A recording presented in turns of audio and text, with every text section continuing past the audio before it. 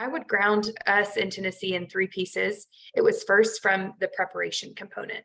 We fundamentally believe that registered teacher apprentices have access to, are guaranteed a different and more robust training experience. Apprenticeship is colloquially recognized in Tennessee. A lot of our rural districts understand that at a deeper and wider meaning than maybe what they would have understood was happening in EPPs before. And so that true preparation that can happen through the on-the-job guarantee of an apprentice was a real talking point for us in certain parts of our state. I would say the second piece is the brass tacks, the finances of it. And I know folks are talking about enrollment or declinement or kind of whatever version of the expenses hasn't changed, the appetite has. And is there some wiggle room or connection point we can have here? Apprentices, regardless of the profession, cannot pay a dime, a nickel, or a dollar out of pocket. And so to be able to recruit teachers for any of our apprenticeship pathways, and they earn and learn at no cost to them, that changes a recruitment strategy for an entire state. I think the other piece of that, we'll talk very candidly though, is that cost didn't disappear. So where did it go? How do we invite EPPs into that financial conversation, not shy away from it in Tennessee? The other piece we'll talk very specifically is how we had to have our partners at labor understand the scale and impact this could be if they were willing to partner with us. And that literally looked like an MOU that we announced 2 weeks ago for a percentage held, a percentage set aside for their apprenticeship funding every single year, because we know how important this work is. So that was the second. We did preparation, we did financial. And the third, I would say representation. In Tennessee, our student population is changing and our educator population has not kept up with that. And so for us to give, in many ways, keys to the classroom of candidates who have been in buildings, who districts have identified as phenomenal leaders, and have the true path at no cost that is a better version for some districts of preparation, those are different ways we could really target some of the messaging components that people were talking about or kind of wandering through for partnership. I think some of the pieces that we found were so important for a registered teacher occupation apprenticeship, particularly when it comes to the EPP side of the conversation, is re-emphasizing that this is a competency-based program, not a time-bound program.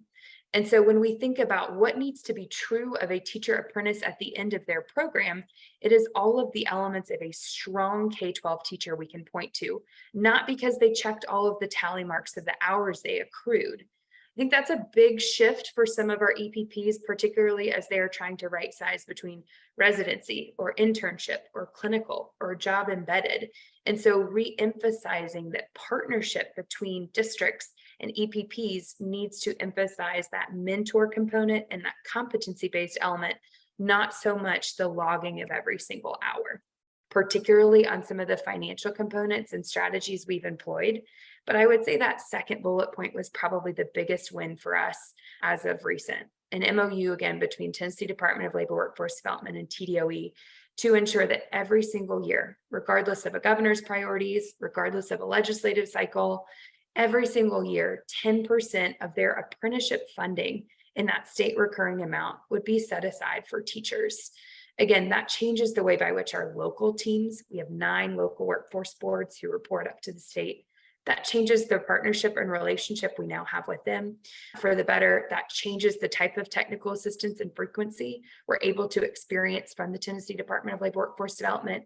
And that demonstration of importance, I think, just from the commissioner and cabinet level to the governor, was really important from a recruitment standpoint from our state as well. We actually offered EPPs a head start before our districts to engage in what it would look like in building these programs, because I think we knew that they were going to need that extra time or that extra conversation institutionally, given the policies and elements that they would need to navigate. We actually created an application, and I'll share the link. It's featured in this next slide. And you can see that our application was EPP driven, so that an institution could talk about how they understood the needs assessment of their own, perhaps, data internally at a school, or their declining enrollment, or what partners they really continue to thrive with versus struggle with at a district level.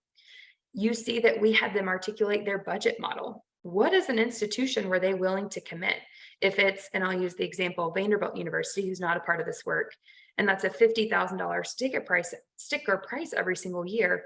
How would we right size that program against a $10,000 University of Memphis program?